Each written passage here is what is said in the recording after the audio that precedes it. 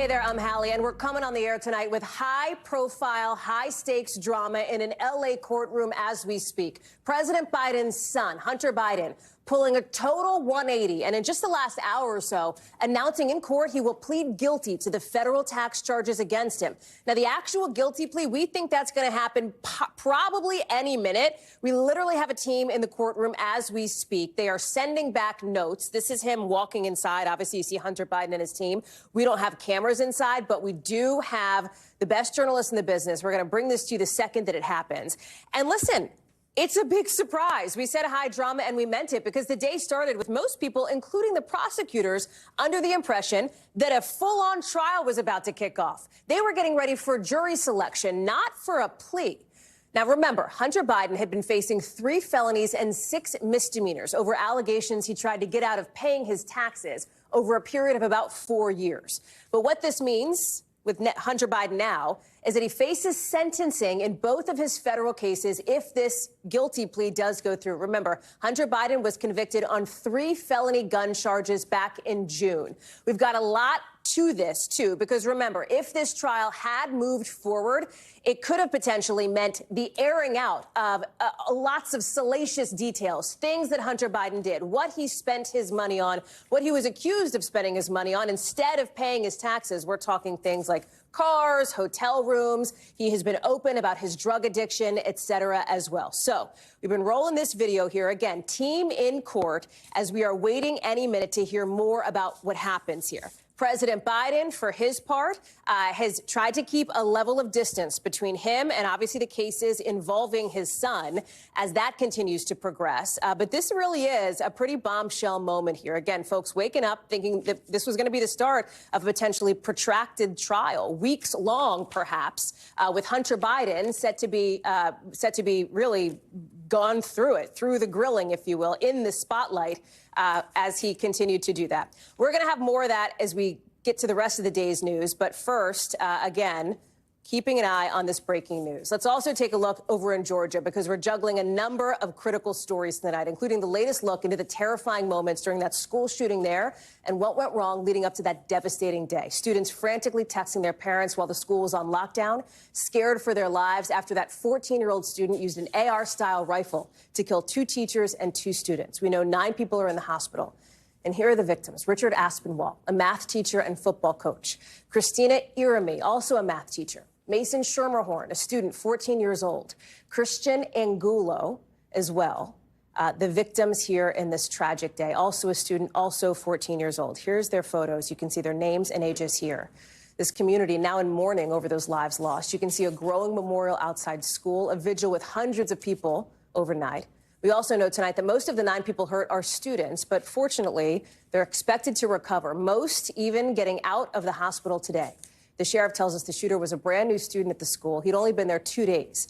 They were alerted to him more than a year ago, and they found school shooting threats he allegedly posted online, even bringing him in for questioning. He is now charged with 4 counts of felony murder. Another element to consider here, the gun laws. Georgia has some of the loosest gun laws, like no background check law, no secure storage requirement, no red flag laws, etc.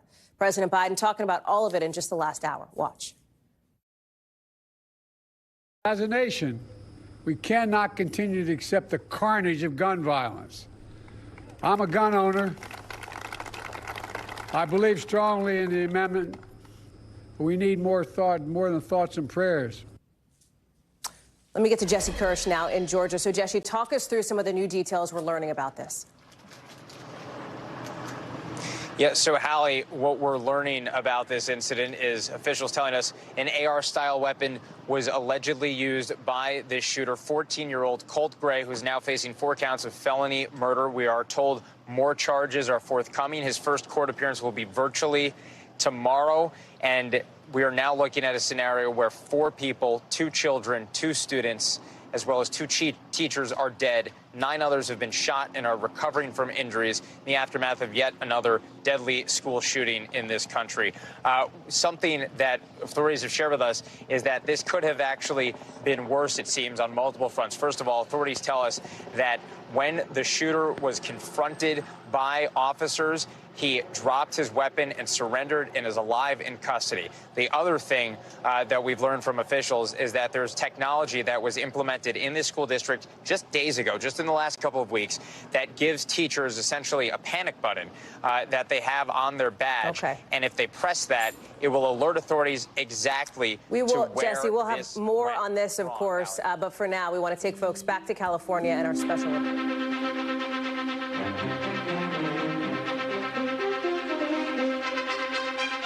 On the air with breaking news about President Biden's son, Hunter. In a stunning development, he has just pled guilty to 9 federal tax charges in a Los Angeles courtroom. Hunter Biden is charged with filing false tax returns and not paying more than $1 million in taxes. His guilty plea came after a last-minute attempt today to avoid a trial while still maintaining his innocence. The case is now in the hands of the judge who will decide on the sentence. Let's get right to our NBC legal team, Laura Jarrett and Danny Savalas. Laura, first walk us through what's happened. A lot of developments today alone. A lot of developments. Obviously, the major headline here is that he has pled guilty to all 9 counts that he was facing. Obviously, it was going to be a lengthy trial, an embarrassing trial, a spectacle for the president's son on including 3 different felonies: failure to pay his taxes on time, failure to file them, tax evasion. The gist of it was basically he was spending money on everything but his taxes, according to prosecutors. Now, he had pled not guilty. He had maintained his innocence all along. But when he first came in today, his lawyer surprised everyone by trying to do a legal move where he was going to essentially maintain his innocence, but recognize the strength of the government's case. Kind of a no contest type exactly. And so what that was going to allow him to do was essentially save face, but avoid trial, avoid the risk of him actually being convicted. Obviously, this coming after he was already convicted back in June on an entirely different set of charges, but understanding the risk there, given what happened back in June, you can see why he chose to go forward with this guilty plea today. Danny Savalas, let me bring you in this. We're hearing now December 16th is sentencing. How serious are these charges? Not only are these charges serious, but don't forget, Hunter Biden has already been convicted. So it's entirely possible, depending on scheduling, that he may be considered under the sentencing guidelines as someone with a prior record. And under the federal sentencing guidelines, having a prior record vaults you into a different category of sentencing. And so this is normal. The sentencing being set out a few months allows time for probation to conduct an investigation, prepare a report, which they will give to the judge. I calculate the sentencing guidelines at roughly around the 33-month range, but they're not mandatory. A judge can go above or below the sentencing guidelines. So, and could he be sentenced concurrently with the conviction in Washington? He could possibly. It really depends procedurally on what his attorneys do. It's something that he really would have had a better shot at doing last year when a possible plea agreement fell apart. So it does beg the question, why go to trial on one of these and decide at the last minute to enter a guilty plea in this one? And I just add that the Alford plea he was looking to enter, that's kind of it's a guilty plea where you maintain your innocence. They're very controversial. They're very rare. Judges, the prosecutors, any of those can veto it at any time. And not surprisingly, it appears that's what's happened here. And Laura, remind us, for those who have not been following this case, that there have been a lot of twists and turns, including that what was once a deal with prosecutors that would have spared him jail time. And it was a deal that crumbled at the behest of the questioning from the judge, who recognized the two sides were very far apart. Hunter wanted sort of global assurance that he would not be tried for anything in the future, and prosecutors weren't willing to give it to him. Because remember, Republicans had been going after Hunter and the Biden family, talking about things like foreign influence and the like, none of which has been charged or proven, but the risk was there. And so he didn't accept that deal originally when the judge questioned him and made sure you recognize you're not getting any assurance on that. And so that's why we're here today, because he didn't reach a plea deal ultimately on that. And he can still be charged in the future for any other crimes, Lester. This is only a plea deal as it relates to these 9 counts. Let's talk about the future then, Danny, the potential for a presidential pardon. Could that happen in this case? We know that President Biden has said it wouldn't. But given these developments? The presidential pardon power is one of the broadest powers given to the executive in the Constitution. There are very few limits. So the president has a lot of options. He can commute a sentence. He can reduce the sentence. He can erase the entire conviction itself. He can make it as if these prosecutions never happened. In fact, one of the few limitations is you just can't pardon future crime. But anything that's happened in the past, the president can pardon. He can do it right up until his last day in office. Again, it's one of the broadest powers given to the president in the Constitution. All right. Well, thank you to both. That concludes our NBC News special report. We'll, of course, have much more on our streaming channel, NBC News Now, and tonight when I see you for NBC Nightly News. I'm Lester Holt in New York. Good day, everyone.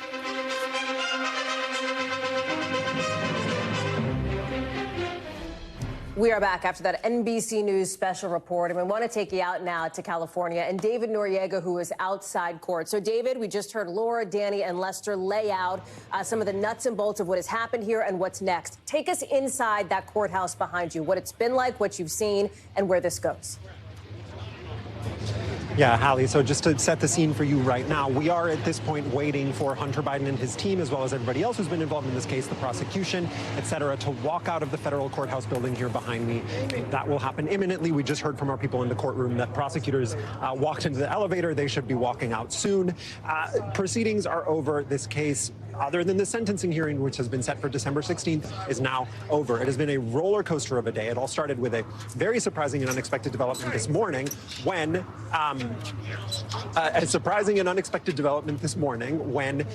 the judge, after explaining how the jury selection process would go, was met with a response from Joe Biden's legal team saying that he intended to change his plea. This was a surprise to everybody, not least the government, the Department of Justice, who said that this was the first they were hearing of this, and then strenuously opposed the Biden legal team's gambit of trying to enter what's known as an Alford plea. That is where you plead guilty, you accept the sentence, but you try and maintain your factual innocence. You do not agree to the factual allegations laid out in the indictment. That gambit does not appear to have succeeded. At some point, Biden and his legal team decided that he was just going to basically throw his fate into the hands of the judge, enter in what's called an open plea, which means a plea that does not include an agreement with the prosecution, basically just, again, putting his fate in the hands of the judge, allowing the judge to decide sentencing with virtually no input from the prosecution, and that is what's going to happen next. So the jury, the pool of 125 potential jurors has been dismissed for the day, and like I said, at this point, right here behind me, any minute now, we're waiting for Hunter Biden and his team to walk out. Hallie? Do we think that he'll stop and talk, David? Is there any indication that that'll happen? Look, I think just based on a couple of signs here that it's unlikely. There were, press microphones in front of the area that Hunter Biden would walk by, yeah, but the Secret Service detail explicitly asked us to move those. Yeah, I don't know if you can. I mean, we have another camera waiting for him to come out, so I don't know if you can see that footage, but the Secret Service detail is sort of pushing us off to the sides and seems to be clearing a path here for them to just walk straight into that Suburban and presumably just drive off from there. I don't know. Hopefully they give us a statement. Okay. If they come out and stop and talk, I will certainly be asking a question. I wouldn't... I don't want to raise your expectations, Hallie. It doesn't seem super likely. No, yes. I do know that Special Prosecutor Weiss was asked by one of our people inside whether he was willing to make a statement, and he said no comment for now. So that's what we have from the DOJ side. Again, we'll see if Hunter or anyone on his team is willing to make a statement. Let me just stay in this for a quick beat, David, because I'm wondering about the scene sort of outside court. This is a big deal, right? This is a very high-profile trial. It would have been a high-profile day, the start of things kicking off. There's a ton of cameras next to you here. Has it been kind of a circus vibe, or have you seen any protesters, for example, or has it been pretty much business as usual? Look, it's a really good question because this is obviously a historic trial. It is hugely consequential to have the son of a sitting U.S. president convicted for a second time of a federal criminal offense, particularly a felony. At the same time, things have changed. The first time that I was out here early this year covering this trial was when Joe Biden was still the presumptive nominee for the Democratic Party. There were way more protesters then, I will tell you. During that first hearing, this whole street was lined with protesters, people yelling, people trying to interrupt interrupt our live shots. We did not get that today, which I think is just an indication of the extent to which the political implications of this trial have diminished substantially. That said, this is still, as we just mentioned, a historically significant trial. And I think it's worth noting that the political implications haven't disappeared, right? I mean, the son of the sitting president is just pled guilty to a series of pretty serious federal tax charges. It is that sitting president's vice president who is running for office in November. I think we can certainly expect the Republicans to still use Hunter Biden's convictions in some way to try and politically damage the opposing, their political opponents, even if that damage is much less direct than it was in the beginning of this trial. So, yeah, less protesters, to answer your question, fewer protesters, but definitely a media circus, no question. I mean, I couldn't even tell you how many cameras are out here right now. Everyone's kind of pushing in, trying to get a shot of Hunter. And I mean, once that's done, obviously the sentencing is a big deal, and that's going to be happening after the election, though. So just, again, politically, for all intents and purposes, this is now over. David Noriega, we're going to be checking back in with you, I know, as this continues to be developing out there where you are in L.A. Thank you very much. It is a day for high-profile court proceedings, that's for sure, because over on the other coast, you've got a federal judge closing the door on a trial for former President Trump before Election Day, but opening up another one, paving the way for the public to learn a lot about the evidence against Mr. Trump in that election interference case before voters go to the ballot box come November. She's doing that with a so-called scheduling order. It's dropping in just the last few minutes, which kind of lays out the path to a trial. Today's hearing, a big deal, not just because it was the first in nearly a year, but because it was the first since a Supreme Court ruling declared former presidents immune from prosecution for things they've done in office in an official capacity. So that would cover, of course, former President Trump, and he claims, and his legal team claims, a lot of what's covered in this case. Now, the Trump team is also pointing to the election as a reason to delay even further, but that fell flat with the judge. She says this court is not concerned with the electoral schedule. Remember, the Supreme Court's ruling sent the special counsel back to the grand jury, who returned a new indictment on these same 4 charges last week. Ryan Riley is with us now. Okay, so no trial date in the near future, right? No trial.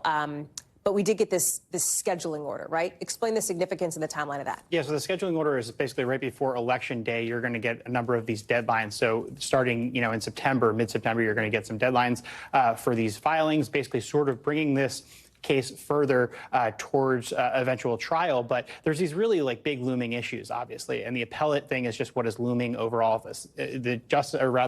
Donald Trump's team has made clear that they are going to appeal this on a lot of different bases, both on the appointment of the special counsel itself. They believe that's illegitimate, and they point to that case in Florida where a Trump-appointed judge said that Jack Smith's appointment itself is illegitimate. So they want to run that down. And then, also on some of these issues of just presidential immunity, they think that the Supreme Court's ruling on presidential immunity really went wider than I think the interpretation is by the special counsel's team, and think that it essentially eliminates this entire case. So what Judge Schuchan has said in her order, just as you said a few minutes ago, is that they're going to basically make the determination about whether further procedures are necessary right basically before Election Day. But I think if you really want to boil it down, what we're looking at here is deciding whether or not, if Donald Trump loses, because that's all contingent upon that, whether a trial would be set for 2025 or 2026, or whether theoretically the Supreme Court could, shut this all down again. Of course, and if he wins, the presumption is this goes poof, this goes away. What's been interesting, this is not the only federal case he faces. People will remember there's a whole big web that we often show you of the various cases that the former president faces. There's the federal classified documents case. Now, the judge there, right, so you've got Judge Schuchan here, Judge Cannon there. She, at every turn, has tried to slow things down. Here we have Judge Schuchan saying, okay, we're going to continue to move things along. You saw us say there's no, we don't give a lot of credence to the electoral political calendar here. Judge Cannon has had a very different approach. Yeah. How is that explained? I mean, there's nothing written down that says, this is how we're going to handle this for president. Right. It is a lot of discretion here. I mean, it does involve just a lot of discretion. There's not a law that you point to that says when a president is charged with X, here's how to handle it, because it never has happened in American history. So we're handling these things sort of anew in how this process plays out. There is this theoretical rule. It's not even really a written rule with DOJ where you're not supposed to take these direct actions, something that would indicate that a politician was under investigation or, to actually indict someone just before the election. That's basically sort of the 60-day rule. So I think that if you wanted that to come into play, I think there's definitely a factor in the idea that this indictment was returned last week, just outside of that 60-day window, that you may be looking at the timeline there. They wanted to sort of get that out of the way and then say, okay, now we're not going to take any proactive actions against the Republican nominee for president. Ryan Riley, thank you very much for being all over it. It's good to see you. Good to see you. On the other side of the aisle, you've got Vice President Kamala Harris tonight arriving in Pittsburgh. That is where she is going to hunker down to prep for the first debate of, well, this political era, right, where she's on the top of the ticket. It's just 5 days away, maybe a make or break moment. It's going to be her first time on the debate stage as a presidential nominee. And you know what else? It's going to be the first time that both she and former President Trump will meet. Like in real life, it's going to be their first face-to-face meeting. This is Harris getting off Air Force 2 today, right here. So where's former President Trump? He's doing his own thing. John Fetterman greeting Harris there. Former President Trump is talking economy, and he's like not prepping, as he and his campaign famously like to say. It's not formal prep. He's having conversations in their view. Kelly O'Donnell is traveling with the vice president in Pittsburgh. And start with the sort of Pennsylvania of it all, the Commonwealth of it all. She could easily prep at her house that's down the street here in Washington, the Naval Observatory. She is choosing to be in a critical swing state at this critical moment. What's she doing? Take us behind the scenes. Well, it is a tactic that is already, I think, producing some very anecdotal benefits. For the day that we have spent here in this lovely park in downtown Pittsburgh, we've had a running conversation with Pennsylvania voters who have come by and have asked, why is she here and what does it mean? And people interested in knowing that she is using Pennsylvania as part of her base for debate prep. Now, I've covered a lot of campaigns over the years, and I've gone to battleground states with other candidates, nominees at this level getting ready, and they go into a state where they need the attention of voters. And you get two things done. You focus on your prep with your top team. You set up in a hotel like they're doing here, and they work through it. And at the same time, the local media, the community is buzzing about the fact that the candidate is in town. So even without having to go outside the hotel, although we certainly expect she will, there's attention drawn, cameras from local stations. We've met people from local outlets who have come by today to talk about her being here. So that generates interest. And she's obviously spending a few dollars by being here in Pennsylvania. And it's a demonstration of focus on a key battleground state. Perhaps no state is bigger in that list of key battlegrounds than Pennsylvania. So she is doing the work here and will for the next few days. And of course, Pennsylvania is also hosting the debate, but that's in Philadelphia. What's interesting here, Kelly, is the expectation setting that always happens when you close in to the week before debate, because former President Trump's team has always said, and they continue to say, he's not actually doing like real formal prep, mock debates, et cetera, but he is doing some degree of preparation. He's having conversations, as our team has reported. He's bringing in people like Tulsi Gabbard, Matt Gaetz to talk to on that front. On Harris's side, I've talked to people in her orbit who say, man, on the one hand, she's a prosecutor. Like, they're like, she knows how to get in there and how to make a case. And yet you have others like David Plouffe, I'm thinking of, who just this week very publicly came out and said, well, wait a second, Donald Trump's done 10 debates as a presidential nominee. She's done 0. She's actually an underdog. There's a lot of this going on, Kelly. How should we really be thinking about it ahead of Tuesday night? Well, certainly the Trump campaign likes to say his lifetime of experience is what he brings to the debate stage. Well, some of that includes debates. He has done more of them, third time running at this level, did many, many debates at the primary level. She did some as a Democratic candidate in 2019 for the 2020 cycle. And of course, she sparred with Mike Pence 4 years ago. So she's got experience, and that's not even getting into her California races. But she is doing traditional debate prep with senior teams, with a colleague who is playing Donald Trump, and often prosecutors prepare for court. Nothing wrong with preparation. However her style works, that's the work she's doing here. And by taking her out of Washington, it allows her to focus and allows her to get the extra bang for a battleground location. Kelly O'Donnell live for us at which lovely park in Pittsburgh, Kelly? Inquiring minds in our control room would love Beautiful to know. day. All right, very It's good. Mellon Center, I believe. Mellon Love Center. That. Love very that nice, for right you. downtown. Camping out there, I am sure, until you head to Philly next week. Kelly, thank you. Great to see you. So listen, late tonight back here at home, we're learning the feds are looking into the rewards systems for 4 of the biggest U.S. airlines. You know, like the points, the miles you get by doing whatever, being a frequent flyer, using the airline credit card, these points that you can use to buy tickets. Transportation Secretary Pete Buttigieg says these points, these programs have, in his words, become such a meaningful part of our economy that a lot of Americans view their rewards points balances as part of their savings. But the DOT is wondering, does this really all add up? They now want airlines to give them a very detailed run through to see whether these companies are devaluing points, confusing passengers with so-called dynamic pricing or hidden fees, and ultimately reducing competition. Tom Costello is joining us now. So it's all about those points, which everybody knows you can use to then buy, you know, whatever, go here, go there, do some travel.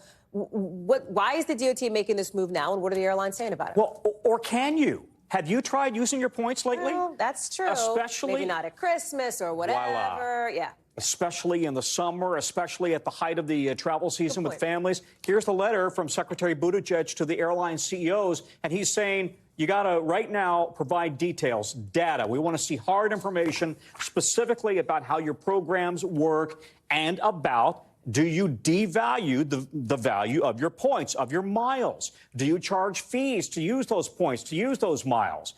And is there a real hidden true value for these points and these miles? In other words, why is it that on some days it may cost you 35,000 miles to go someplace, and then the next day or the next week it's 120,000 miles or points? And if they hide the true value of the points, then you really don't know whether that's worth doing or not. Yeah. So they want data, they want information, they being the DOT, for airlines, American, United, Delta, and Southwest. And the bottom line is they've got to provide this information. This administration has been extremely forward-leaning on holding airlines accountable for their customer service. Is there any concern that they could create corporate enemies out of these airlines? Oh, I think that's done. If I'm honest, I would say the airlines are not at all happy with this DOT and not at all happy with Secretary Buttigieg. They don't like that they have been forced to be much more transparent and are being held accountable. And Airlines for America is the industry trade group that represents the major airlines. They're out with a statement. And the bottom line is they say, listen, we do offer these programs. Millions of people actually enjoy being part of these programs, which allow them to accumulate rewards and apply towards travel or other benefits. Carriers are transparent about the programs. And here's, to get to your point, policymakers, read that, the DOT, should ensure that consumers can continue to be offered these important benefits. In other words, looks kind of like a veiled threat, doesn't it? I mean, in other words, if you make us change our point systems, maybe we'll have to cut back a little bit. We'll see. What's the end game here? If the DOT were to find that there are significant and substantial, listen, just like they've done with other rules and regulations, they can impose new rules and regulations on the airlines. Airlines don't like that.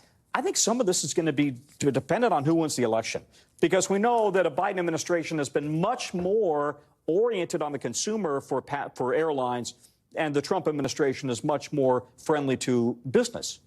Tom Costello, glad to have you with us. Thank you for breaking that down. Late developing today. Appreciate You bet. it. A lot more to get to here on the show, including coming up, regulators sounding the alarm on some of those big online shopping sites, maybe some that you use like Shein, why they say Americans could be buying products that could be, they say, deadly for kids and babies. Plus, if you're trying to scalp Chapel Roan tickets, good luck, babe. How she's going after bots and why there's an investigation into Ticketmaster's pricing for a different big name.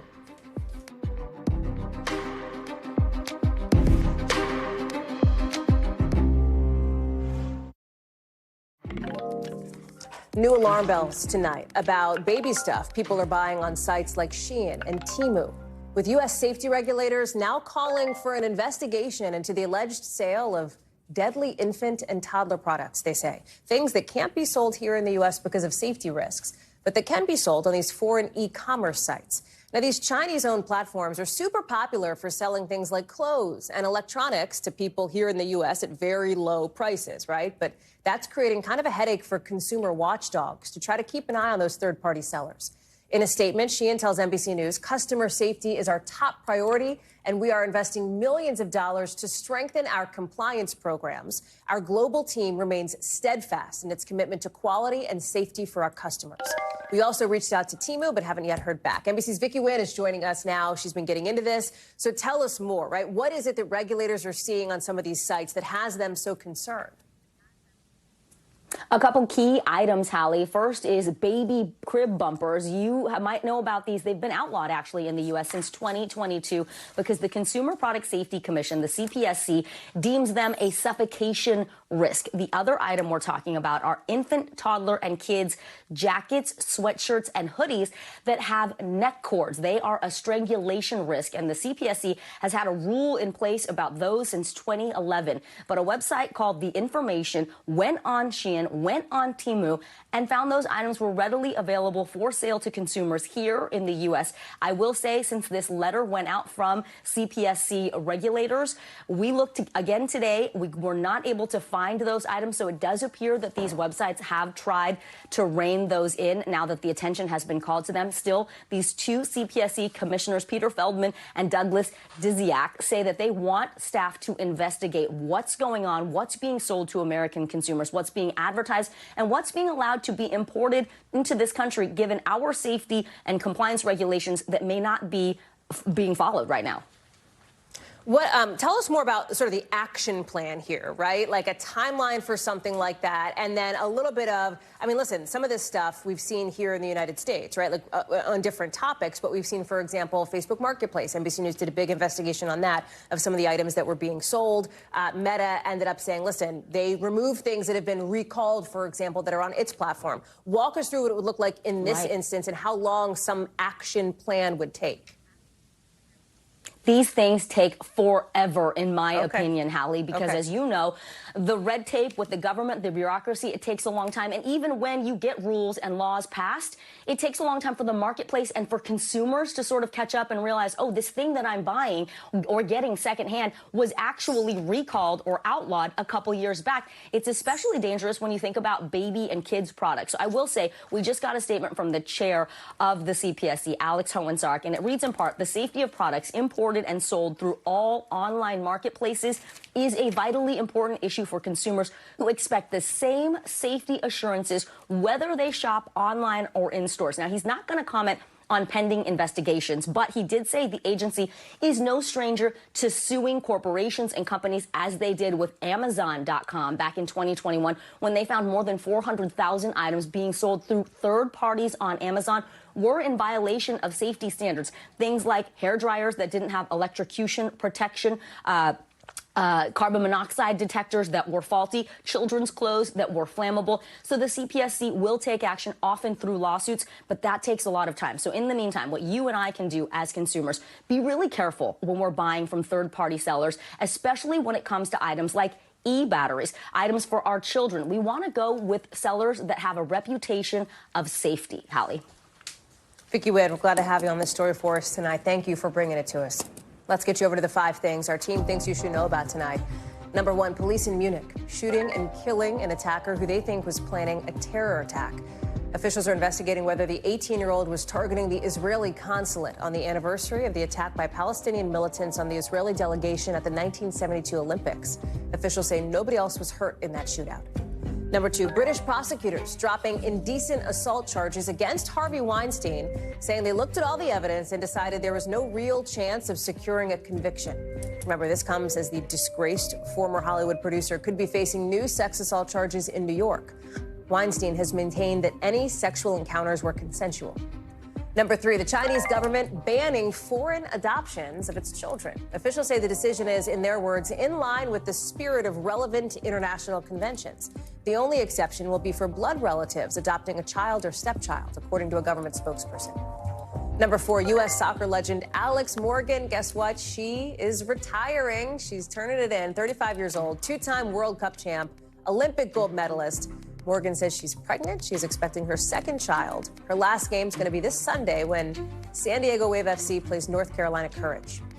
Number 5, Chipotle collaborating with Spirit Halloween this year for a brand new costume collection. So yeah, that is correct. For Halloween this year, you can dress up as your favorite burrito.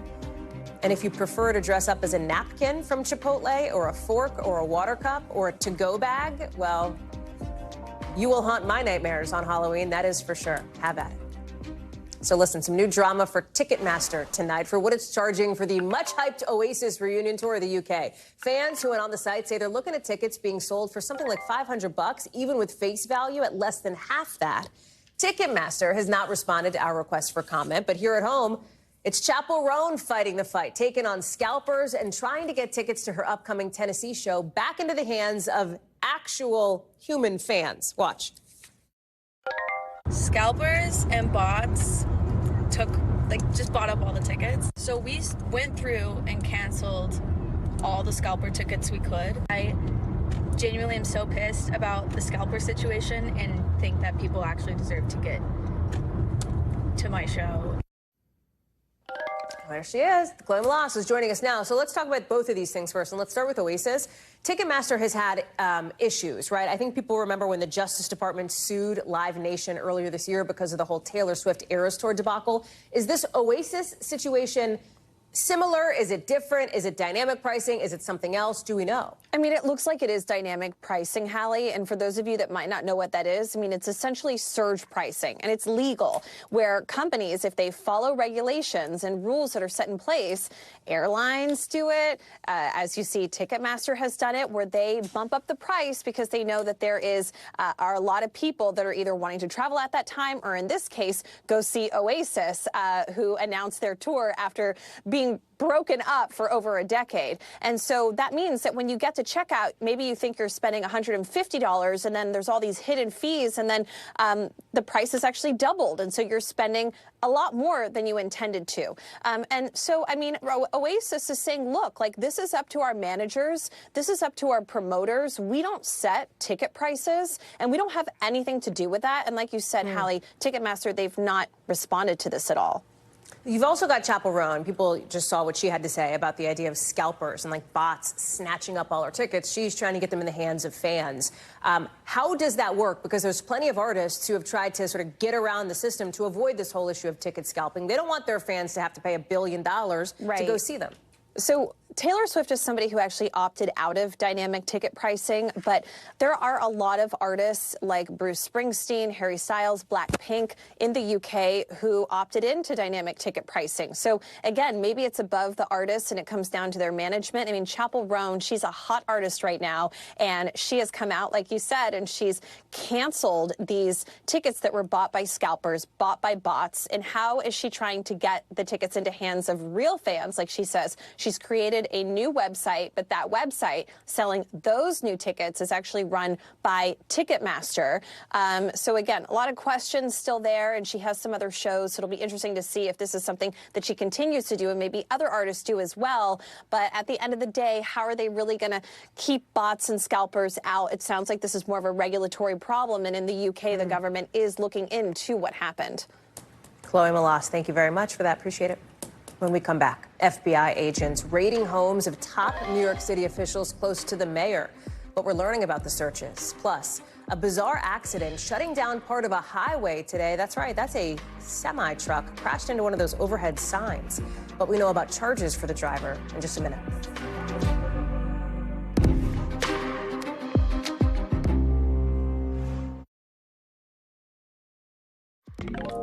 To Georgia now, where police are crediting a new technology with helping an Appalachia high school teacher alert officials fast during that deadly shooting just about 24 hours ago.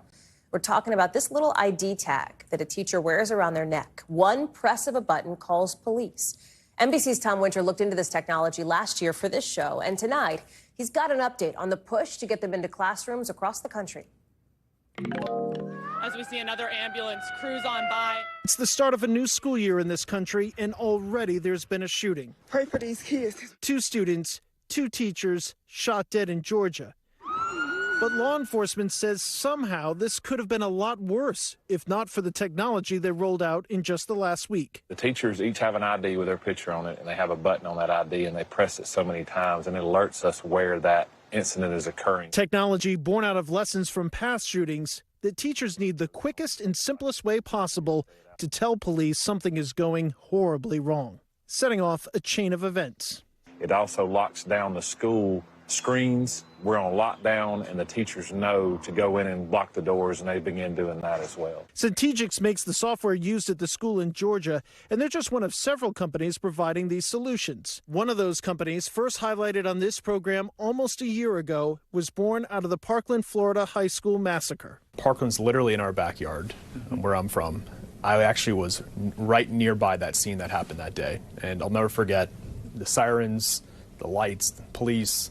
Gino Raffaero explains how his app, Safer Watch, works. I pop this app open, you say, and I hit this button right here and say it's an active shooter. And you say, hold this down for 3 seconds? Yes. Okay.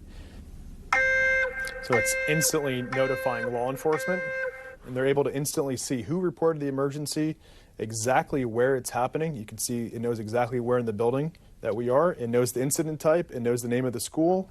Right, and I have the option here, if I don't want a phone call because something's happening in my classroom, my office, wherever it is, I can say do not contact, or I can say, hey, I want somebody to call me, I need some help. Exactly. You can decide your own contact preference depending on the situation that's happening. So when they're arriving on scene, they're more prepared and they're able to take the appropriate actions. Safer Watch isn't law enforcement. They say they act as a conduit between police and people reporting a crime. It's a tool that hits home for Lori Alhadeff. My daughter was Alyssa Alhadeff, who was tragically murdered at Marjorie Stoneman Douglas High School on February 14, 2018. Alyssa was only 14 years old. She's pushing for Alyssa's law, which would mandate panic button type technologies in states across the country.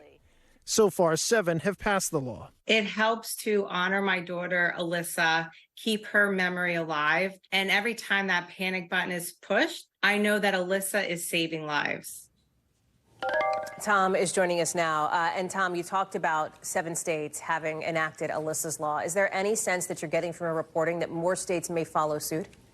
Yeah, I think so, Hallie. There's a number of states that are currently considering these proposals. It went before the House of Representatives last year. It's not something that they have passed yet or has really gotten out of committee to go for a full vote. But I think an incident like this, where you have law enforcement so aggressively talking about the success here, could be something that helps propel forward these types of apps and programs to be used more widely across the country. I know a lot of folks have asked questions about the cost of this. Yeah, Yeah, so depending upon the grant, Hallie, we're told by one industry person that sometimes it ranges anywhere from $2,500 to $8,000 per year. That's the operating costs. Installation costs vary, and that's per school in each one of these districts. So for the larger districts, it could be a fairly big price tag, but then you want to compare that, Hallie, to the price tag of a life or the idea that first responders can get there within minutes. Perhaps that price tag doesn't seem so high. Tom Winter, we're so glad you're bringing us the story tonight. Thank you very much for the critical update at this critical time. Appreciate it. Tonight, the family of a Ugandan runner is calling for justice after she died from burns after allegedly being set on fire by her partner.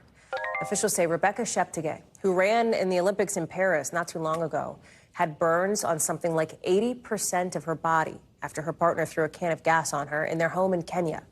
Her death now putting a renewed spotlight on violence against female athletes and women in general in Kenya. In October 2021, Kenyan long-distance runner Agnes Tirop was stabbed to death at her home. In 2022, another runner, Damaris Mutua, was found dead, strangled in her boyfriend's home. In both cases, their partners were the prime suspects. A survey a couple years ago found about a third of girls and women in Kenya under the age of 49 had experienced physical violence. Megan Fitzgerald is joining us now. It is a horrific attack on this Olympian. What else do we know about it, about the motive, and about what's next? Yeah, Hallie, police are saying that the attack stemmed from an argument about land. Now, according to Sheptegei's father, she was often getting into these fights with her ex-partner over her own possessions. He says that his daughter's ex-partner wanted to be in control of things that she had and things that she owned, and that this guy had a history of abusing her, but that nothing was ever done about it. Her dad said that she moved from Uganda to Kenya, where she purchased land close to the athletic training facilities, and according to police, on Sunday, her ex-partner doused her with gasoline before setting Septegei on fire, and again, after an argument over land. I want you to listen to a little bit of what her father had to say, followed by a Kenyan athlete.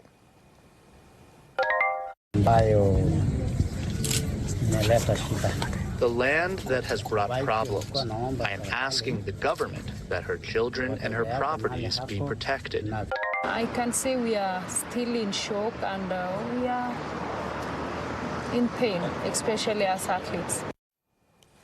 Yeah, so both the people of Uganda, Kenya, along with the entire Olympic community are mourning the loss of this young Olympian. And Kenya's sports minister says that the government will make sure that justice is served. Hallie? Broaden out, though. What is happening in Kenya? What are officials there doing to try to combat these domestic violence rates more broadly? Yeah, look, you know, there's no doubt about it. Rebecca Sheptage's death highlights the ongoing violence against women, not just in Kenya, but an issue that you mentioned and that we've seen among many African athletes in the last several years. Now, police say they are investigating the incident, but Sheptage's father says the ex-partner has not yet been arrested. And keep in mind, this all happened on Sunday, which leads us to the laws in the books in Kenya and are meant to protect women, specifically the Protection Against Domestic Violence Act that took effect in 2015. It's comprehensive legislation addressing domestic violence. It introduced additional protection for women against violence in intimate relationships. The laws are in place, but so far, according to the Olympian's father, no arrests have been made. Hallie? Megan Fitzgerald, thank you very much for that update. NBC News covers hundreds of stories every day. And because it can be tough to read or watch or listen to them all, our bureau teams have done it for you. This is what they tell us is going down in their regions in a segment we call The Local. Out of our Northeast Bureau, the FBI raiding the homes of multiple top officials in the New York City mayor's administration, according to 2 city officials. Among those targeted, the first deputy mayor and the deputy mayor for public safety. They have not commented on this. The reason for the search warrants? Well, we don't know yet. The City Hall lawyer says in a statement, investigators have not indicated to us that the mayor or his staff are targets of any investigation. Out of our Southern Bureau, a tractor trailer, look at this, crashing into the overhead sign on a Virginia highway this morning. You can see it here, right up there. Police say the driver only stopped driving when his cab detached from the trailer. He's now charged with reckless driving. Incredibly, nobody was hurt. That's a good thing, but the whole thing did close part of the interstate. The cause of the crash is still under investigation. Also out of our Southern Bureau, Charles Barkley is committing to give $1 million to a school in New Orleans over the next 10 years. That's after the NBA legend saw a segment over on 60 Minutes about students from this school, St. Mary's Academy, solving the 2,000-year-old Pythagorean theorem with trigonometry.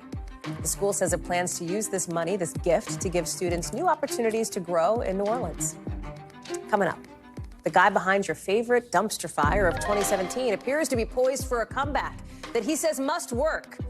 What we know about Fyre Fest Round 2.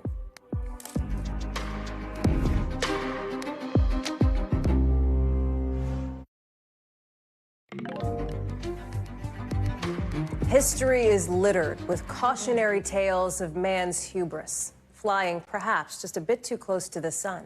The Hindenburg, the Titanic, the Fyre Festival, and its infamous cheese sandwiches, which became symbols of that disaster, if not sustenance. Well, now the man behind that well-documented epic fail is planning another festival, round 2. He doesn't know where, he doesn't know when, he doesn't know how, but you can pay him now for the ticket if you'd like. It's Fyre Fest 2, after the first one, which promised that luxury music festival on a beautiful island with the hottest performers, the best food, the biggest influencers. But when guests showed up, well, they found people sleeping in leaky FEMA tents. No AC, almost no food, except for the aforementioned sad sandwiches. No music, and certainly no Kendall Jenner. The whole debacle landing its founder, Billy McFarland, in prison for 4 years with $26 million in debt. But remember, history is also filled with tales of man's redemption, and that's exactly what McFarland seems to be looking for. Let's bring in Morgan Chesky. So, Morgan, how much exactly are the tickets to the festival that doesn't exist yet? Hallie, I'm so glad you asked, because this, like one of nearly everything else related to Fyre Fest #2, kind of seems to be still up in the air. We have seen Wall Street Journal reporting that quoted one future attendee as having paid about $549 for a ticket to this Fyre Fest 2. However, we've seen other coverage that lists prices up to $8,000. Most notably, I will say, Billy McFarland shared something on his personal Instagram page just a short time ago that says, I don't know where the media is coming up with these prices that have been mentioned so far.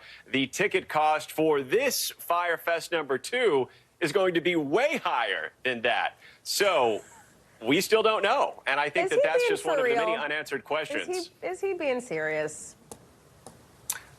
He would say yes. I think if you were to ask the people that were burned the first time, they would say not so much. But I did have a chance to speak to someone, Hallie, who owns a hotel property on an island off the coast of Honduras that says that they've been having conversations with McFarland for months now. They've gone so far to say that McFarland and his team is flying to Honduras over the next several weeks to scout locations for this potential Fyre Festival.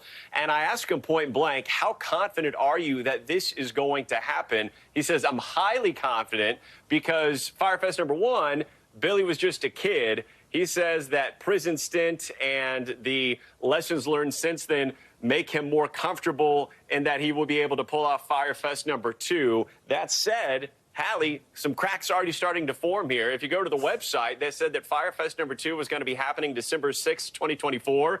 That gentleman I interviewed said that, yeah, there's no way that that date is actually going to happen. It'll definitely happen in 2025, to which I said, if you say so. Here's the thing. People aren't going to show up just to see Billy McFarland. Like, the point of a music festival is to have music, performers. So you look at the last time around, 2017, Ja Rule, as everybody I'm sure will remember, tweeted after the debacle, I too was hustled, scammed, bamboozled, hoodwinked, led astray. Who is going to partner with McFarland now? Right. TBD. TBD, TBD. He says that he's in contact with production companies, with musicians, with entertainers, but that all of that is still kind of being worked out as we speak. The gentleman I did speak to said that the unnamed partners that McFarland is working with are some heavy hitters in the business, and that's one of the reasons he felt comfortable in attempting to partner on Fyre Fest 2 to some degree. Okay. And the one thing that we've heard tossed around here, Hallie, has been this combat karate event, but that has been the only kind of firm promise event-wise that's being attached to this festival at this point in time that, as of right now, still does not have a firm location or apparently a firm price set for this. Hallie? Okay, but Morgan, you'd go, right? 100%. Oh, yeah. Absolutely. Okay. Happy to report live from there when it happens, if it happens. Consider the pitch bot. Morgan Chesky, thank you very much. Appreciate you walking us through it. Still to come here on the show. You know what it's time for. You know what's happening tonight. I know you know. It is football season. So obviously we got to take you live to Kansas City with the changes to the field. And yes, don't get mad at me. Who may show up in the stands to cheer on the Chiefs? I'm just the messenger.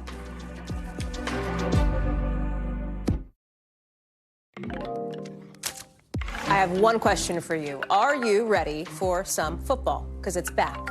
That's right, tonight, the NFL season in Kansas City, this AFC Championship rematch between the Chiefs and the Ravens. And since it's a Chiefs game, even if you're not super into football, you can be forgiven. Question is, are you a Swiftie? Because that's the big question tonight, too. Is Taylor Swift going to show up to cheer on Travis Kelce? And for the first time after tonight's game, we don't have to wait all the way to Sunday anymore for more NFL, because tomorrow night it's going to be the Packers playing in Brazil against a little team you may have heard of called the Philadelphia Eagles. Fly, Eagles, fly. Jay Gray is watching it in Kansas City. I'm ready for another season of football. I'm super into the Chiefs situation here because they were like not just a football sports phenomenon, but they were a cultural phenomenon, Jay. What is the vibe where you are? Yeah. It's unbelievable. There were people in their cars sleeping overnight outside the gates. We got here about 2 in the morning. There was a line of people waiting to get in. The stadium's getting ready to open. They'll unfurl their second Super Bowl banner in as many years here. Take a look out on the field. You saw earlier, they've got some players starting to trickle out and get warmed up here. There's going to be a ceremony before the game. It's going to be electric. It's going to be amazing to see. And then you've got a great game to add to that. It's a replay of the AFC Championship game. You've got, of course, Patrick Mahomes quarterbacking the Chiefs. He threw a pass behind his back during the preseason. He's like a magician with the football. On the other side, you've got Lamar Jackson for the Ravens, who can beat a team with his arm, beat a team with his legs. This is going to be a great night. Very exciting. And on this kickoff night, the kickoff's going to look a little different too, right? Explain that. It's kind of weird, too, right? They call it the dynamic kickoff rule because kickoff returns had dropped to their lowest point ever last year, and injuries continued to rise on the kickoff. So they'll have a free kick, and the two lines will be about 5 yards apart, so the collisions won't be as violent, and it'll give the returner a chance to maybe earn some more yards on the return. I'm interested to see how it works out. I watched it a little in the preseason. Yeah. It doesn't look right, but it did provide some returns. That's super interesting. Okay, big question. Have you spotted any sign of Taylor Swift? I'm just asking for a friend. You got to just drag me into that one, too. Look, her friends and her management won't say yes or no. The Chiefs management says, yeah, you should probably look for. I want to give you something, though, that you may not know, Hallie. We think she'll be here. She'll be in one of the boxes. She went to 13 games last year, the last one the Super Bowl, and 13 is obviously Tay-Tay's lucky number. We all know that, right? I mean, where have you been Obviously, if you don't know that? Of course. And then he went, Travis Kelce, to 13 of her concerts in the Eras Tour overseas, international concerts. 13. I mean, they're meant to be, right? And as part of that, I'm going to have 13 hot dogs before kickoff. So I'm glad we got to talk before that, Hallie. My man, I'm proud of you. You do what you got to do. You live that T-Swift life, friend. Jay Gray, our chief Swift correspondent, clearly. Thank you so much, friend. Have fun tonight. Enjoy. And for everybody else, if you don't have a front row seat like Jay, you can catch the kickoff on NBC and on Peacock. Coverage starting tonight at 7 o'clock Eastern. That does it for us for this hour. We've got a lot more coming up, and I will see you, of course, on Sunday Nightly this coming Sunday. In the meantime, right here, we've got more coverage picking up right now.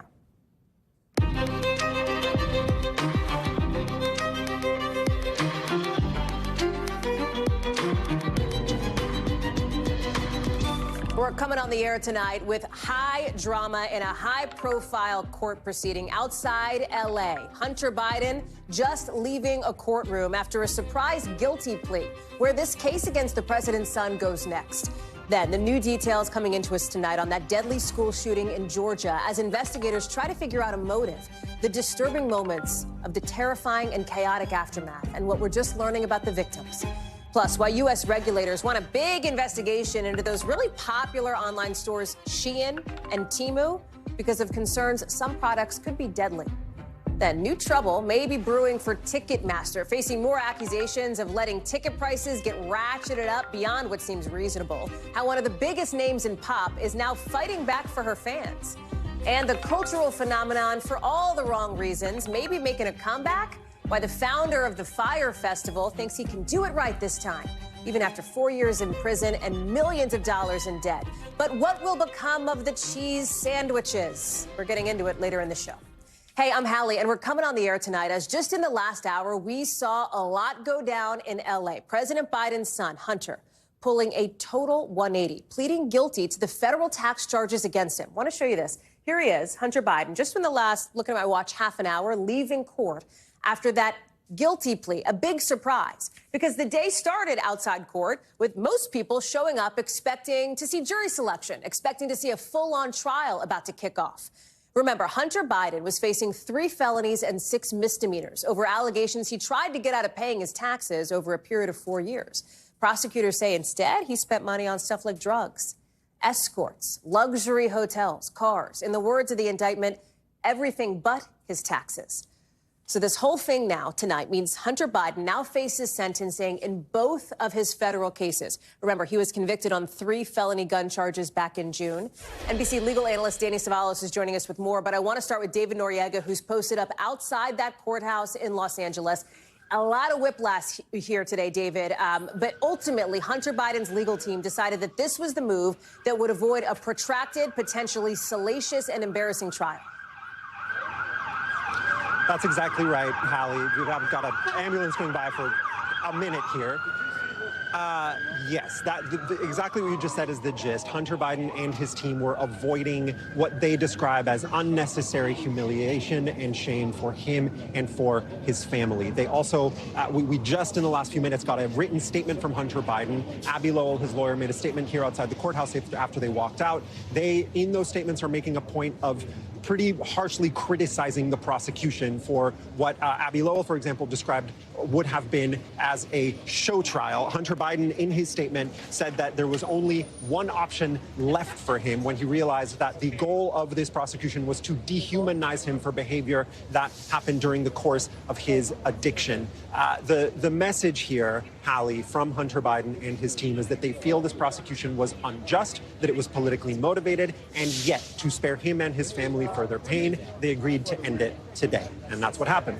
What's next is the sentencing, which is scheduled for December 16th after the election, at which point there will functionally be no longer any political implications for this case. Hallie? So, David, stand by for 1 second if you can, because Danny, I want to go to you on that, the sentencing issue, right? What is the expectation here? What could he face? Does pleading guilty help lessen the sentence he could face if that's what the judge decides?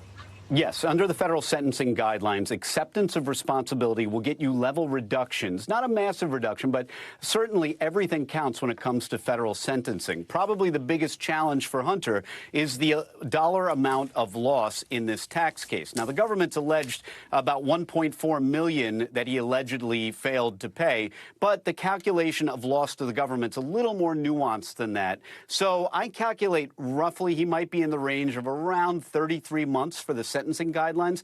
But, Hallie, the judge doesn't need to sentence him to a number even within that range. The judge can go below the sentencing guidelines. So a sentence of probation, not likely, but probably something somewhere between 33 months and 0.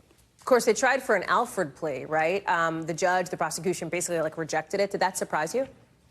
No, it didn't. Alford pleas are very rare. We're talking like 2 to 3% of guilty pleas every year. And they're also very controversial because they're essentially a guilty plea where the defendant's saying, yeah, but I'm still innocent, which is kind of anathema to what a guilty plea is in our system. So the judge has the power to say no. So, too, does the prosecution. And apparently that's what happened here. No surprise, and no surprise that after getting rejected on the Alford plea, he proceeded to plead guilty. Because if you're ready to enter an Alford plea, you're probably ready to plead guilty straight up. So just so people understand, if you're looking at the lower third there on the bottom of the screen going, well, wait a second, what do you mean the DOJ rejected this Alford plea? Different from the guilty plea that he ultimately entered. That is what happened, which, David, brings us to the fact that he is going to be sentenced. President Biden, his father, the president of the United States, previously said he would not pardon his son.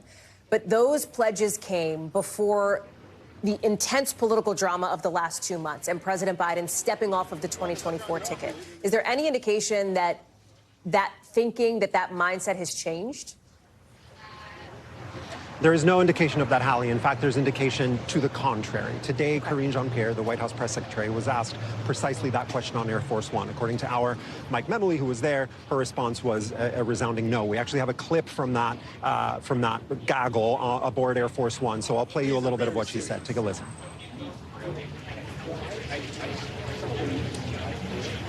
I can say that it is still very much a no to the questions that I've gotten about if the president's going to pardon his son, but I don't have anything else to add. Can you comment on whether a commutation would be on or off the table? That's also no. Hallie, President Biden can pardon Hunter Biden up until his last day in the White House. So, you know, that period of time between the election, depending on how the election goes and when he leaves office, he has the power to do this. And what he and his aides are saying now, we'll just have to wait and see if that holds. David Noriega, thank you very much. And Danny Savalas, just to put a fine point on that, he can do it if he wanted to, right? I know the White House is saying he will not, but if he wanted to pardon or commute, nothing would legally stop him? The pardon power is one of the broadest powers granted to the executive by the Constitution. It has almost no limitations. You can't pardon future crime, but if it's already happened, you can erase it from existence. You can reduce the sentence. You can delete the prosecution and the conviction. You can do virtually anything as president. Danny, David, thank you both very much on this developing story for us tonight. Appreciate it. Let's take it down to Georgia because we're getting the latest look into some of those excruciatingly terrifying moments during that school shooting in Georgia. And what went wrong leading up to that devastating day? Students frantically texting parents while the school was on lockdown, scared for their lives after a 14-year-old, police say, used an AR-style rifle to kill 2 students and 2 teachers. We now know who they are. Richard Aspinwall, you see him here, a math teacher and a football coach. Christina Irami, also a math teacher. Mason Schermerhorn, a student, 14 years old. Christian Angulo, also a 14-year-old student. And now you've got this community, this town in mourning over these lives cut short too soon. You can see this memorial that's getting bigger outside the school. Hundreds of people attended a vigil overnight. We also now know that most of the 9 people hurt are students, and in at least a tiny bit of good news here, they are all expected to recover. Most of them even got out of the hospital today. The sheriff tells us the suspected shooter was a brand new student at the school. He'd only been there for 2 days. But here's the thing. They were alerted to him more than a year ago when they found school shooting threats he allegedly posted online. They even brought him in for questioning. He's now charged with 4 counts of felony murder. You also look at Georgia gun laws here. It has some of the loosest ones in the country, like no background check law, no secure storage requirement, and no red flag laws, for example. President Biden talking about all of this in just the last couple of hours. Listen. As a nation, we cannot continue to accept the carnage of gun violence. I'm a gun owner. I believe strongly in the amendment. We need more than thoughts and prayers. I want to get to Jesse Kirsch, who's covering this story for us in Georgia. Okay, talk through some of what we've learned here and the details about this day, because police are saying that this shooter was in custody within about 6 minutes. They tried to move very quickly. Yeah, and Hallie, at least partially, authorities attributing that speed to some new technology that was implemented just days ago in this school district, effectively giving teachers a panic button on their ID in the classroom. And what that allows them to do is to be able to push a button and alert authorities to a shooting incident unfolding. And officials tell us that within minutes of this all unfolding, authorities came face to face with the suspect, who dropped his gun and surrendered to authorities, Hallie. What about, we mentioned that potential warning sign that came up last year. What about potential parental responsibility here or parental liability? I know there's still a lot of questions over the adults in this shooter's life, but can you talk us through that piece of it?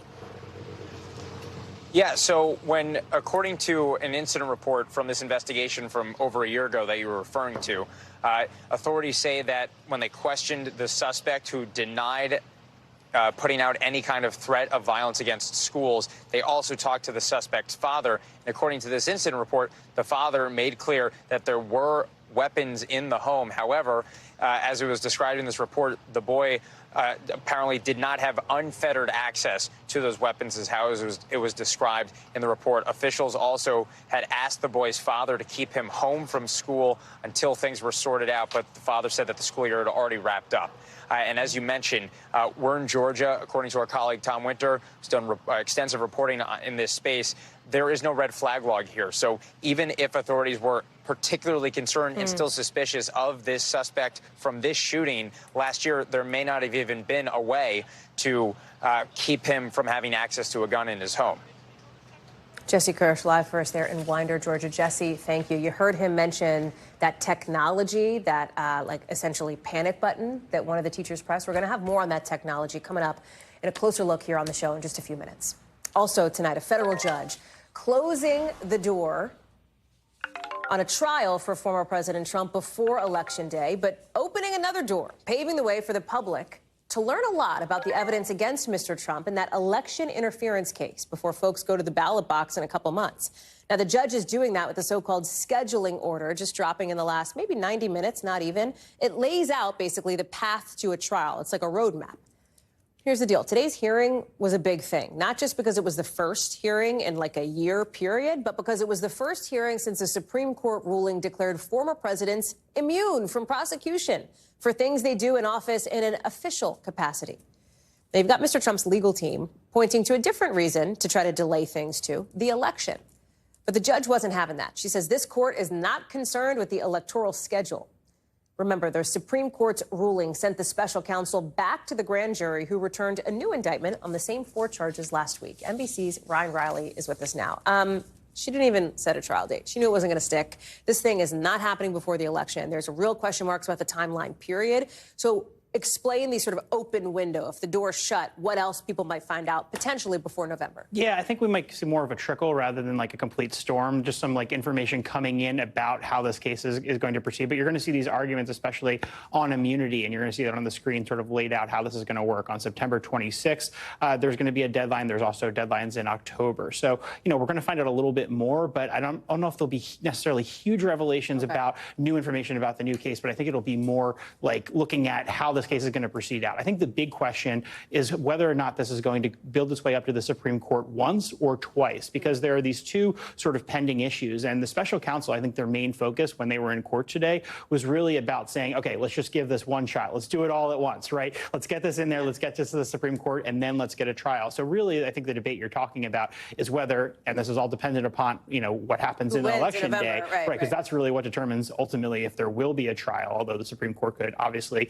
stop a trial potentially as well, even if Donald Trump loses. But that's the question of whether or not, you're looking at a trial track in 2025 or 2026. Yeah. Yeah. To your point, though, if Donald Trump wins this election, this goes poof. If he loses, that's where these questions come in. Precisely. There's also this really interesting contrast here between this case and this judge and the other federal case that former President Trump is making as it relates to that the set of classified documents that he's accused of taking from the White House. The judge in that instance, Judge Cannon, has sought to slow things down. The judge in the case we're talking about, Judge Chutkan, as we just laid out in the calendar, she's trying to keep things moving. Yeah. Why the discrepancy? Is it just because a judge can do whatever they want to do? I mean, yeah, judges Within do the have, rule of law, right. of course. They do have a lot of leeway for how they sort of want to handle things. But I mean, the Judge Chutkan did give us an indication, I think, of what she thinks of that ruling in Florida today. Sort of a little spoiler alert for her future ruling on that, saying that she doesn't really believe that this argument that Trump's team is making, that Jack Smith is an illegitimate prosecutor, really holds any weight. Actually, there are a couple pointed moments from Trump's lawyer there. This is shade, basically, at Judge Cannon. She doesn't find them particularly persuasive. In legal speak, that's like hot fire. Yes, exactly. It was, exactly. Hot fire is a good way of describing it. I think there was, essentially what the judge was saying is this is previewing her, I think, a future ruling there. But that's what the judge in Florida was really arguing, is that this was an illegitimate prosecutor. You saw a couple of moments in the court today where the Trump defense attorney referred specifically to Jack Smith as a private citizen, which is a little bit of shade as well. That is for sure. Ryan Riley, thank you very much for staying on top of it. Let's go to the other side of the aisle now. And Vice President Kamala Harris tonight arriving in Pittsburgh, where she's going to hunker down to get ready for the first debate of this political era, right? With her on the top of the ticket, just 5 days away. It's maybe a make or break moment. It's going to be her first time on the debate stage as a presidential nominee. And you know what else?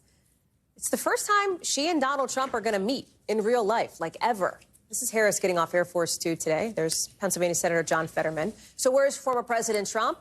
He's doing his own thing. He was talking economy, and he's like not prepping, as he and his campaign famously like to say. Let's bring in Kelly O'Donnell, who's traveling with Vice President Harris in beautiful Pittsburgh for us tonight. Okay, so Harris seems to be in for the night. She's in Pittsburgh. We know she's going to stay there, do some of this prep. Her running mate is kind of taking the baton and going with it, trying to keep them in the political spotlight, if you will. Talk us through the dynamics and what the expectation is for the vice president over the next few days with this prep. The hunkering has commenced here in Pittsburgh for the vice president.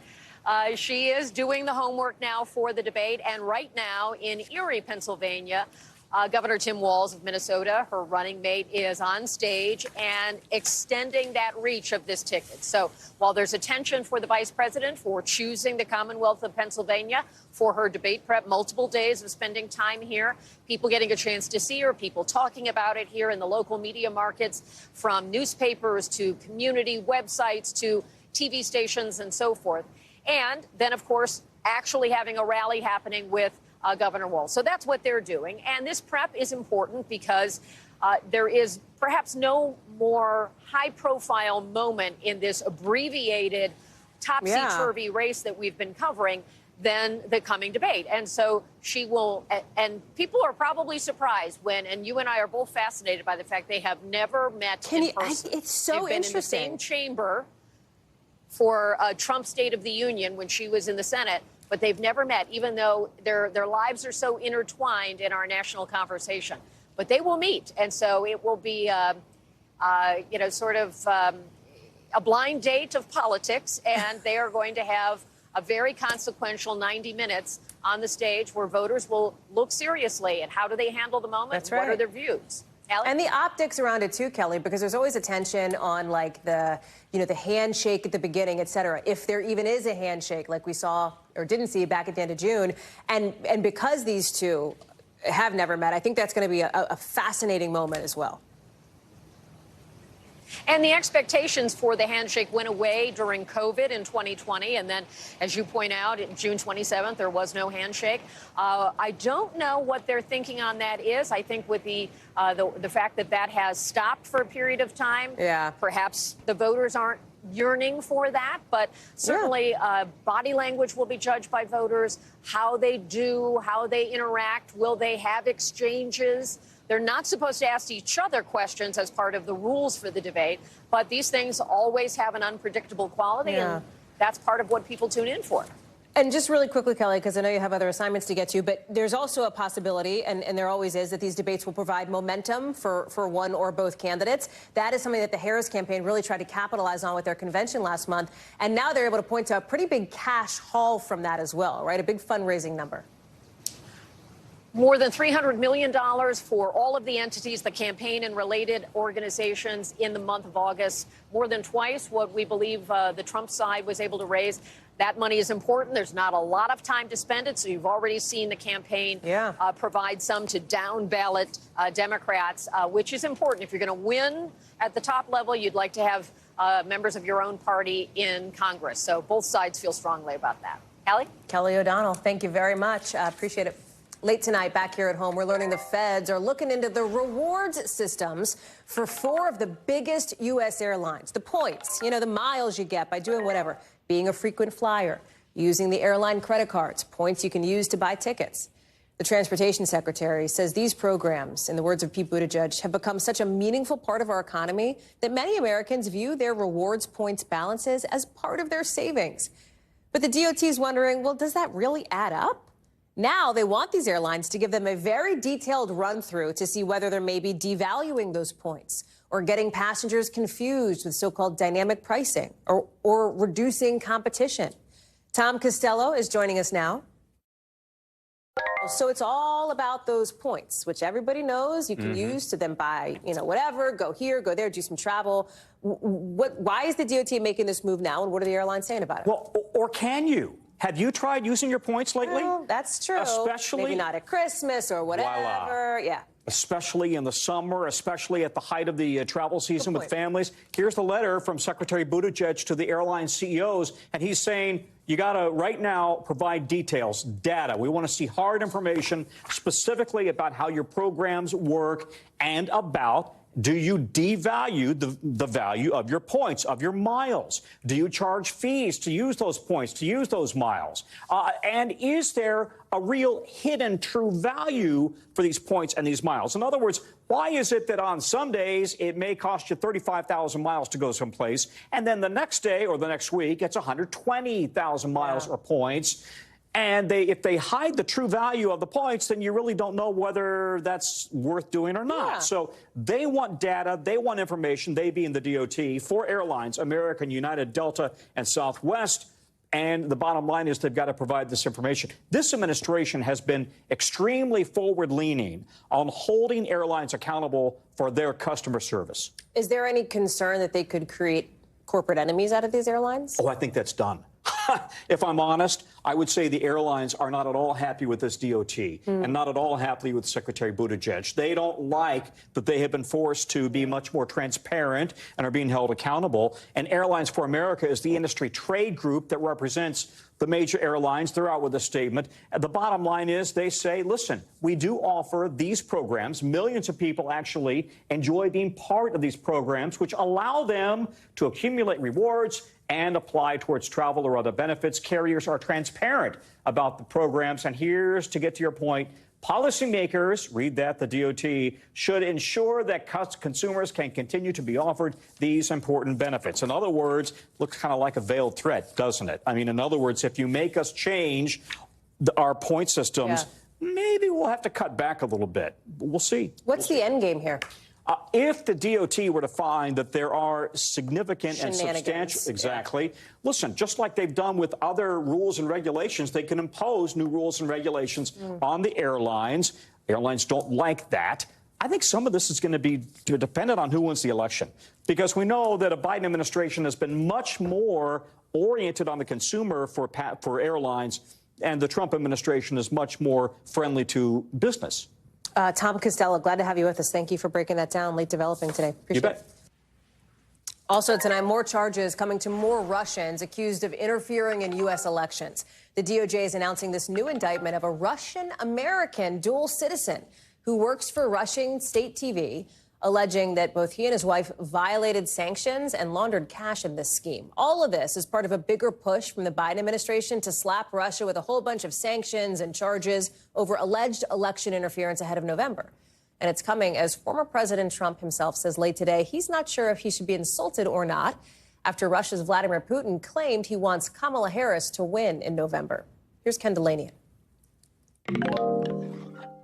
Hallie, the Justice Department dropped an indictment today charging a longtime fixture in D.C., Dmitry Simes, a dual Russian-American citizen, with violating U.S. sanctions and money laundering laws by doing business with a Russian broadcaster and taking allegedly more than $1 million.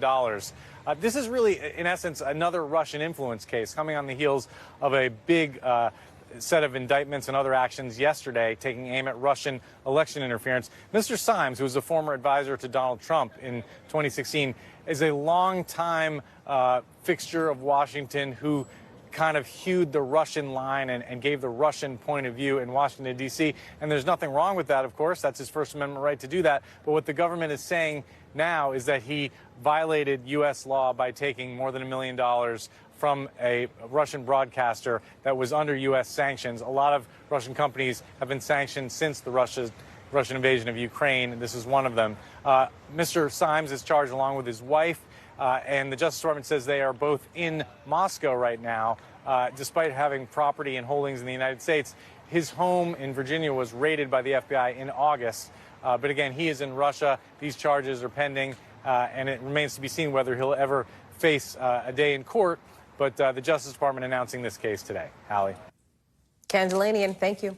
Lots more to get to here on the show, including the new warnings tonight around some of the stuff you could be buying online. What safety regulators say is so dangerous for kids, specifically on Shein and Temu. Plus, why prosecutors in the UK are dropping charges against Harvey Weinstein. Next.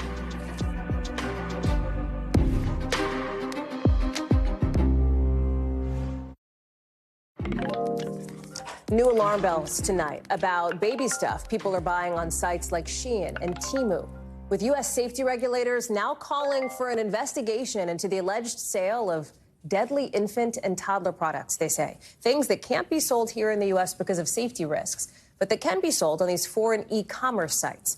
Now, these Chinese-owned platforms are super popular for selling things like clothes and electronics to people here in the U.S. at very low prices, right? But that's creating kind of a headache for consumer watchdogs to try to keep an eye on those third-party sellers. In a statement, Shein tells NBC News customer safety is our top priority, and we are investing millions of dollars to strengthen our compliance programs. Our global team remains steadfast in its commitment to quality and safety for our customers. We also reached out to Temu, but haven't yet heard back. NBC's Vicky Nguyen is joining us now. She's been getting into this. So tell us more, right? What is it that regulators are seeing on some of these sites that has them so concerned? A couple key items, Hallie. First is baby crib bumpers. You might know about these. They've been outlawed, actually, in the U.S. since 2022 because the Consumer Product Safety Commission, the CPSC, deems them a suffocation risk. The other item we're talking about are infant, toddler, and kids jackets, sweatshirts, and hoodies that have neck cords. They are a strangulation risk, and the CPSC has had a rule in place about those since 2011. But a website called The Information went on Shein, went on Temu, and found those items were readily available for sale to consumers here in the U.S. I will say, since this letter went out from CPSC regulators, we looked again today. We were not able to find those items, so it does appear that these websites have tried to rein those in now that the attention has been called to them. Still, these two CPSC commissioners, Peter Feldman and Douglas Dziak, say that they want staff to investigate what's going on, what's being sold to American consumers, what's being advertised, and what's being allowed to be imported into this country, given our safety and compliance regulations that may not be being followed right now. Tell us more about sort of the action plan here, right? Like a timeline for something like that, and then a little bit of, I mean, listen, some of this stuff we've seen here in the United States, right? Like on different topics, but we've seen, for example, Facebook Marketplace. NBC News did a big investigation on that, of some of the items that were being sold. Meta ended up saying, listen, they removed things that have been recalled, for example, that are on its platform. Walk us through what it would look like in this instance and how long some action plan would take. These things take forever, in my opinion, Hallie, because as you know, the red tape with the government, the bureaucracy, it takes a long time. And even when you get rules and laws passed, it takes a long time for the marketplace and for consumers to sort of catch up and realize, oh, this thing that I'm buying or getting secondhand was actually recalled or outlawed a couple years back. It's especially dangerous when you think about baby and kids products. So I will say, we just got a statement from the chair of the CPSC, Alex Hohensark, and it reads in part, the safety of products imported and sold through all online marketplaces is a vitally important issue for consumers who expect the same safety assurances whether they shop online or in stores. Now, he's not going to comment on pending investigations, but he did say the agency is no stranger to suing corporations and companies, as they did with Amazon.com back in 2021 when they found more than 400,000 items being sold through third parties on Amazon were in violation of safety standards. Things like hair dryers that didn't have electrocution protection, carbon monoxide detectors that were faulty, children's clothes that were flammable. So the CPSC will take action, often through lawsuits, but that takes a lot of time. So in the meantime, what you and I can do as consumers, be really careful when we're buying from third-party sellers, especially when it comes to items like e-batteries, items for our children. We want to go with sellers that have a reputation of safety. Hallie. Vicki Wade, we're glad to have you on this story for us tonight. Thank you for bringing it to us. Let's get you over to the 5 things our team thinks you should know about tonight. Number 1, police in Munich shooting and killing an attacker who they think was planning a terror attack. Officials are investigating whether the 18-year-old was targeting the Israeli consulate on the anniversary of the attack by Palestinian militants on the Israeli delegation at the 1972 Olympics. Officials say nobody else was hurt in that shootout. Number 2, British prosecutors dropping indecent assault charges against Harvey Weinstein, saying they looked at all the evidence and decided there was no real chance of securing a conviction. Remember, this comes as the disgraced former Hollywood producer could be facing new sex assault charges in New York. Weinstein has maintained that any sexual encounters were consensual. Number 3, the Chinese government banning foreign adoptions of its children. Officials say the decision is, in their words, in line with the spirit of relevant international conventions. The only exception will be for blood relatives adopting a child or stepchild, according to a government spokesperson. Number 4, U.S. soccer legend Alex Morgan. Guess what? She is retiring. She's turning it in. 35 years old, 2-time World Cup champ, Olympic gold medalist. Morgan says she's pregnant. She's expecting her second child. Her last game is going to be this Sunday when San Diego Wave FC plays North Carolina Courage. Number 5, Chipotle collaborating with Spirit Halloween this year for a brand new costume collection. So yeah, that is correct. For Halloween this year, you can dress up as your favorite burrito. And if you prefer to dress up as a napkin from Chipotle or a fork or a water cup or a to-go bag, well, you will haunt my nightmares on Halloween, that is for sure. Have at it. So listen, some new drama for Ticketmaster tonight for what it's charging for the much-hyped Oasis reunion tour of the UK. Fans who went on the site say they're looking at tickets being sold for something like $500, even with face value at less than half that. Ticketmaster has not responded to our request for comment, but here at home, it's Chapel Roan fighting the fight, taking on scalpers and trying to get tickets to her upcoming Tennessee show back into the hands of actual human fans. Watch. Scalpers and bots just bought up all the tickets. So we went through and canceled all the scalper tickets we could. I genuinely am so pissed about the scalper situation and think that people actually deserve to get to my show. There she is. Chloe Molas is joining us now. So let's talk about both of these things first. And let's start with Oasis. Ticketmaster has had issues, right? I think people remember when the Justice Department sued Live Nation earlier this year because of the whole Taylor Swift Eras Tour debacle. Is this Oasis situation similar? Is it different? Is it dynamic pricing? Is it something else? Do we know? I mean, it looks like it is dynamic pricing, Hallie. And for those of you that might not know what that is, I mean, it's essentially surge pricing, and it's legal, where companies, if they follow regulations and rules that are set in place, airlines do it. As you see, Ticketmaster has done it, where they bump up the price because they know that there are a lot of people that are either wanting to travel at that time, or in this case, go see Oasis, who announced their tour after being broken up for over a decade. And so that means that when you get to checkout, maybe you think you're spending $150, and then there's all these hidden fees, and then the price is actually doubled. And so you're spending a lot more than you intended to. And so, I mean, Oasis is saying, look, like, this is up to our managers. This is up to our promoters. We don't set ticket prices, and we don't have anything to do with that. And like you said, Hallie, Ticketmaster, they've not responded to this at all. You've also got Chapel Roan. People just saw what she had to say about the idea of scalpers and like bots snatching up all her tickets. She's trying to get them in the hands of fans. How does that work? Because there's plenty of artists who have tried to sort of get around the system to avoid this whole issue of ticket scalping. They don't want their fans to have to pay $1 billion to go see them. So Taylor Swift is somebody who actually opted out of dynamic ticket pricing, but there are a lot of artists like Bruce Springsteen, Harry Styles, Blackpink in the UK who opted into dynamic ticket pricing. So again, maybe it's above the artists and it comes down to their management. I mean, Chapel Roan, she's a hot artist right now, and she has come out, like you said, and she's canceled these tickets that were bought by scalpers, bought by bots. And how is she trying to get the tickets into hands of real fans? Like she says, she's created a new website, but that website selling those new tickets is actually run by Ticketmaster. So again, a lot of questions still there, and she has some other shows, so it'll be interesting to see if this is something that she continues to do, and maybe other artists do as well. But at the end of the day, how are they really going to keep bots and scalpers out? It sounds like this is more of a regulatory problem, and in the UK, the government is looking into what happened. Chloe Malas, thank you very much for that. Appreciate it.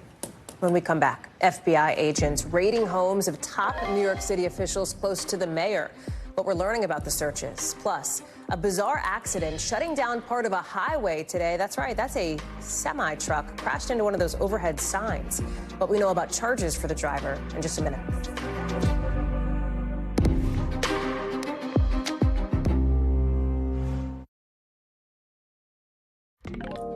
To Georgia now, where police are crediting a new technology with helping an Appalachia high school teacher alert officials fast during that deadly shooting just about 24 hours ago. We're talking about this little ID tag that a teacher wears around their neck. One press of a button calls police. NBC's Tom Winter looked into this technology last year for this show, and tonight he's got an update on the push to get them into classrooms across the country.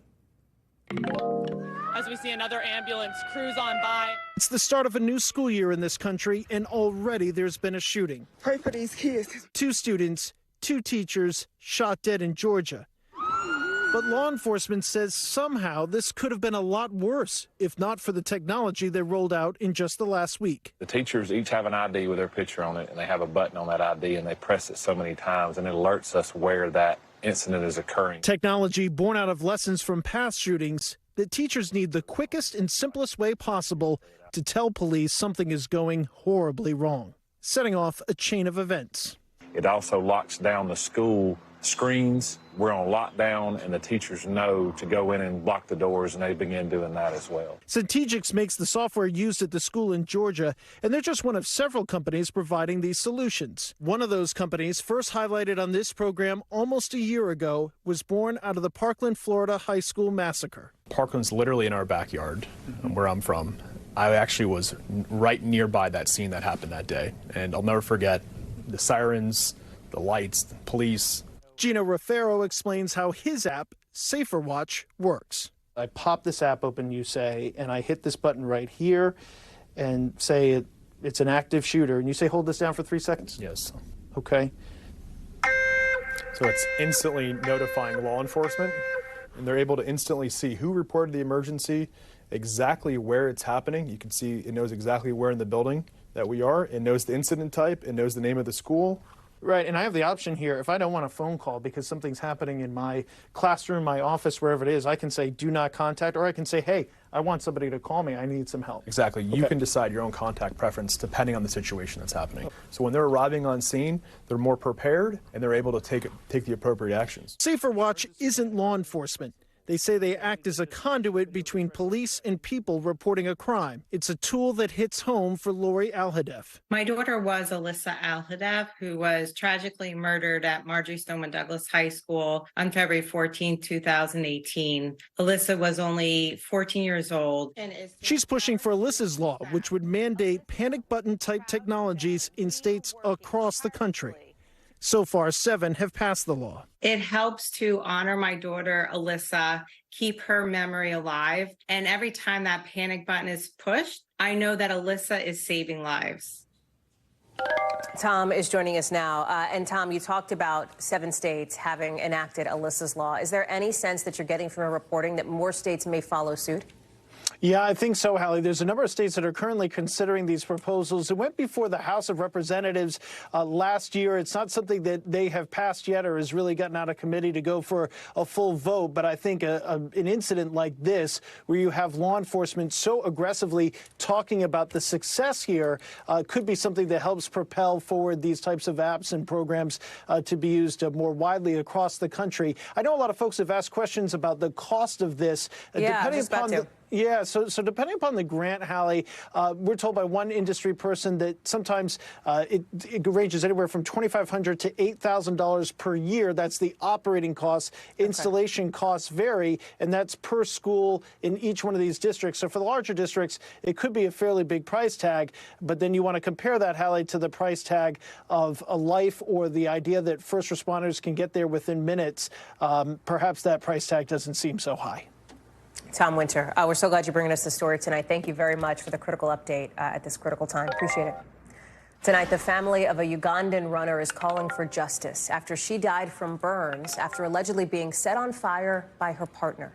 Officials say Rebecca Sept, who ran in the Olympics in Paris not too long ago, had burns on something like 80% of her body after her partner threw a can of gas on her in their home in Kenya. Her death now putting a renewed spotlight on violence against female athletes and women in general in Kenya. In October 2021, Kenyan long-distance runner Agnes Tirop was stabbed to death at her home. In 2022, another runner, Damaris Mutua, was found dead, strangled at her boyfriend's home. In both cases, their partners were the prime suspects. A survey a couple years ago found about a third of girls and women in Kenya under the age of 49 had experienced physical violence. Megan Fitzgerald is joining us now. It is a horrific attack on this Olympian. What else do we know about it, about the motive, and about what's next? Yeah, Hallie, police are saying that the attack stemmed from an argument about land. Now, according to Sept's father, she was often getting into these fights with her ex-partner over her own possessions. He says that his daughter's ex-partner wanted to be in control of things that she had and things that she owned, and that this guy had a history of abusing her, but that nothing was ever done about it. Her dad said that she moved from Uganda to Kenya, where she purchased land close to the athletic training facilities, and according to police, on Sunday, her ex-partner doused her with gasoline before setting Sept on fire, and again after an argument over land. I want you to listen to a little bit of what her father had to say, followed by a Kenyan athlete.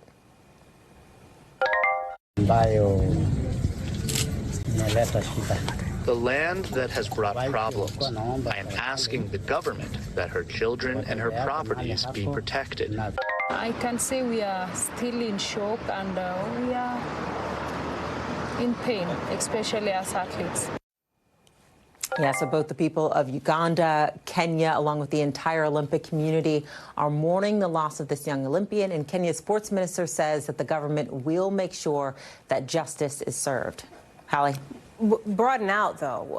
What is happening in Kenya? What are officials doing to try to combat these domestic violence rates more broadly?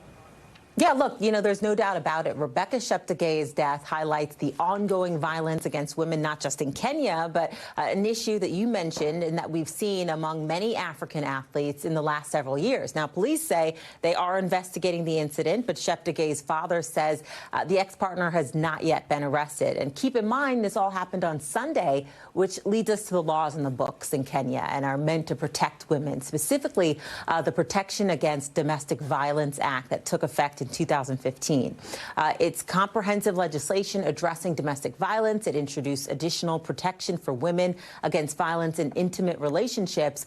The laws are in place, but so far, according to the Olympian's father, no arrests have been made.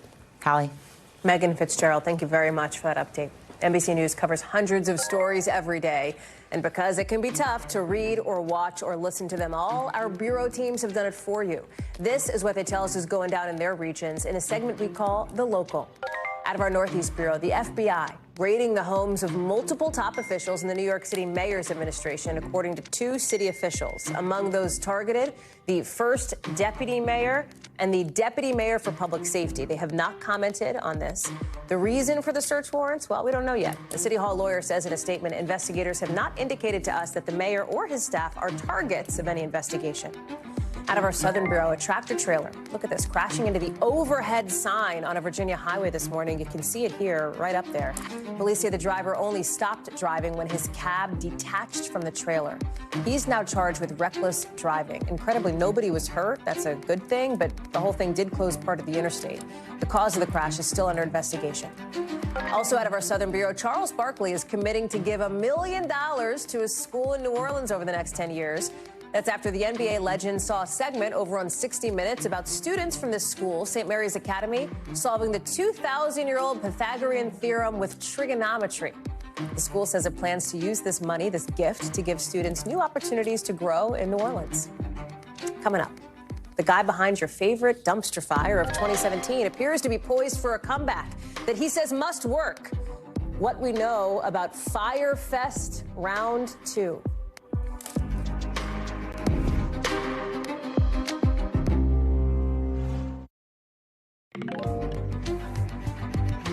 History is littered with cautionary tales of man's hubris, flying perhaps just a bit too close to the sun.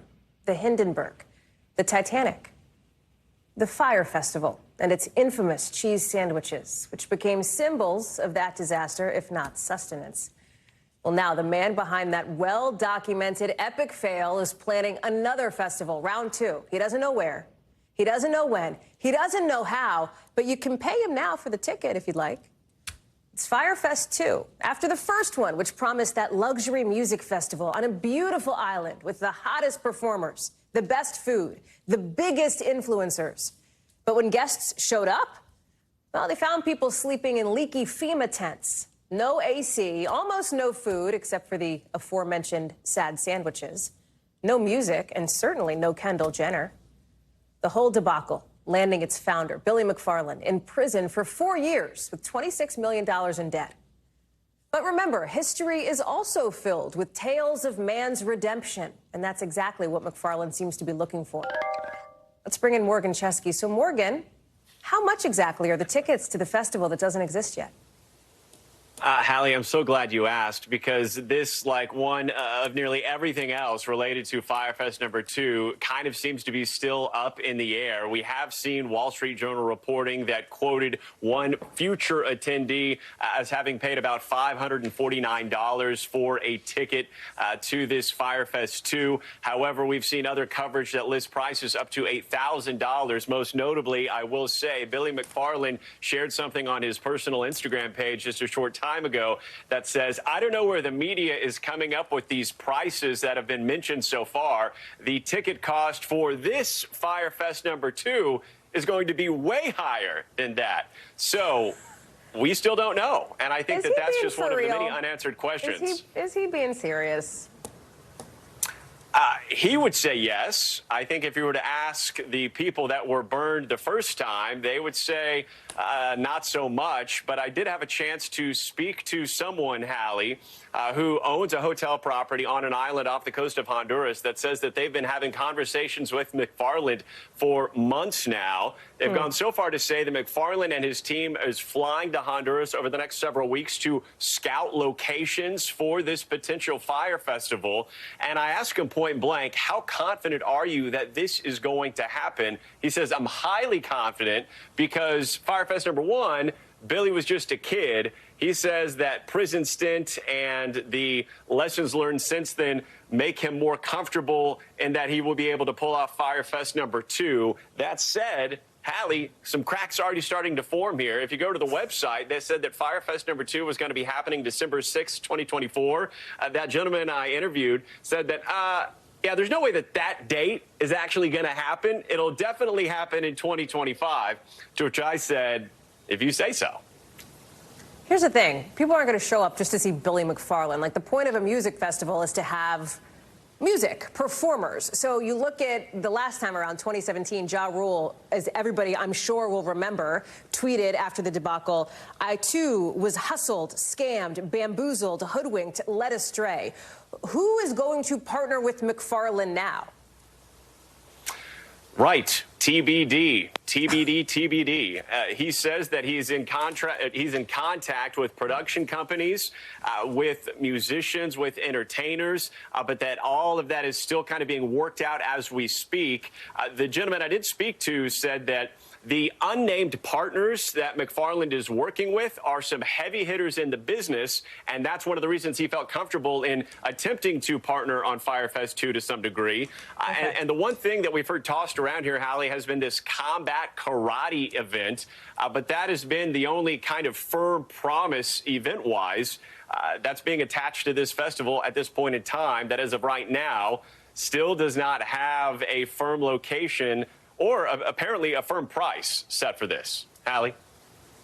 Okay, but Morgan, you'd go, right? 100%. Oh, yeah. Absolutely. Okay. Happy to report live from there when it happens, if it happens. Consider the pitch bot. Morgan Chesky, thank you very much. Appreciate you walking us through it. Still to come here on the show. You know what it's time for. You know what's happening tonight. I know you know. It is football season. So obviously we got to take you live to Kansas City with the changes to the field. And yes, don't get mad at me. Who may show up in the stands to cheer on the Chiefs? I'm just the messenger.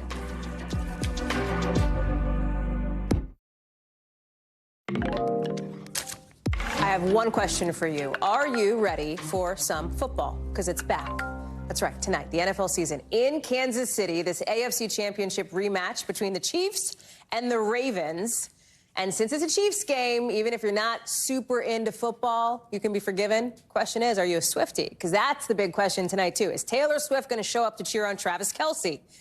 And for the first time after tonight's game, we don't have to wait all the way to Sunday anymore for more NFL, because tomorrow night it's going to be the Packers playing in Brazil against a little team you may have heard of called the Philadelphia Eagles. Fly, Eagles, fly. Jay Gray is watching it in Kansas City. I'm ready for another season of football. I'm super into the Chiefs situation here because they were like not just a football sports phenomenon, but they were a cultural phenomenon, Jay. What is the vibe where you are? Yeah. It's unbelievable. There were people in their cars sleeping overnight outside the gates. We got here about 2 in the morning. There was a line of people waiting to get in. The stadium's getting ready to open. They'll unfurl their second Super Bowl banner in as many years here. Take a look out on the field. You saw earlier, they've got some players starting to trickle out and get warmed up here. There's going to be a ceremony before the game. It's going to be electric. It's going to be amazing to see. And then you've got a great game to add to that. It's a replay of the AFC Championship game. You've got, of course, Patrick Mahomes quarterbacking the Chiefs. He threw a pass behind his back during the preseason. He's like a magician with the football. On the other side, you've got Lamar Jackson for the Ravens, who can beat a team with his arm, beat a team with his legs. This is going to be a great night. Very exciting. And on this kickoff night, the kickoff's going to look a little different too, right? Explain that. It's kind of weird, too, right? They call it the dynamic kickoff rule because kickoff returns had dropped to their lowest point ever last year, and injuries continued to rise on the kickoff. So they'll have a free kick, and the two lines will be about 5 yards apart, so the collisions won't be as violent, and it'll give the returner a chance to maybe earn some more yards on the return. I'm interested to see how it works out. I watched it a little in the preseason. Yeah. It doesn't look right, but it did provide some returns. That's super interesting. Okay, big question. Have you spotted any sign of Taylor Swift? I'm just asking for a friend. You got to just drag me into that one, too. Look, her friends and her management won't say yes or no. The Chiefs management says, yeah, you should probably look for. I want to give you something, though, that you may not know, Hallie. We think she'll be here. She'll be in one of the boxes. She went to 13 games last year, the last one the Super Bowl, and 13 is obviously Tay-Tay's lucky number. We all know that, right? I mean, where have you been Obviously, if you don't know that? Of course. And then he went, Travis Kelce, to 13 of her concerts in the Eras Tour overseas, international concerts. 13. I mean, they're meant to be, right? And as part of that, I'm going to have 13 hot dogs before kickoff. So I'm glad we got to talk before that, Hallie. My man, I'm proud of you. You do what you got to do. You live that T-Swift life, friend. Jay Gray, our chief Swift correspondent, clearly. Thank you so much, friend. Have fun tonight. Enjoy. And for everybody else, if you don't have a front row seat like Jay, you can catch the kickoff on NBC and on Peacock. Coverage starting tonight at 7 o'clock Eastern. That does it for us for this hour. We've got a lot more coming up, and I will see you, of course, on Sunday Nightly this coming Sunday. In the meantime, right here, we've got more coverage picking up right now. Thanks for watching. Stay updated about breaking news and top stories on the NBC News app or follow us on social media.